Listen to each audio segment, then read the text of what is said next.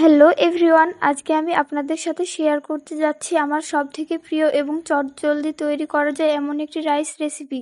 যারা আমার মতন খুব ব্যস্ত থাকেন কিন্তু খেতে ভালোবাসেন একটু স্পেশাল কিছু, আজকের ভিডিওটা তাদের জন্যই। আর হ্যাঁ, এটি তৈরি করতে সময় লাগবে মাত্র 10 মিনিট। প্রেসার কুকারে তেল গরম করে কাঁচা লঙ্কা, রসুন আর কুচি করে রাখা পেঁয়াজ দিয়ে দিলাম। এগুলোকে ভালোভাবে ভাজা ভাজা করে দিয়ে দিলাম সামান্য জল।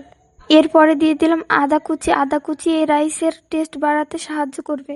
আদা কুচিটা দিতে আপনারা একদমই মিস করবেন না। এরপরে দিয়ে দিয়েছি লবণ, হলুদ গুঁড়ো, লঙ্কা, জিরে গুঁড়ো।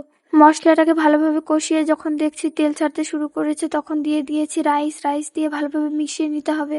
রাইসগুলোকে নেড়ে চেড়ে আমি দ্বিগুণ জল দিয়ে ভালোভাবে নেড়ে নিয়েছি। এবারে প্রেসার কুকারে ঢাকনাটা লাগিয়ে দিতে হবে। কয়েকটি সিটি দিলেই তৈরি আমাদের 10 মিনিটের স্পেশাল রাইস। দেখতে যেমন সুন্দর, খেতেও কিন্তু অসাধারণ। আপনারা ট্রাই করে আমাকে কমেন্টে জানাবেন কেমন লাগলো। আর ভালো লাগলে ভিডিওটি শেয়ার করতে ভুলবেন না।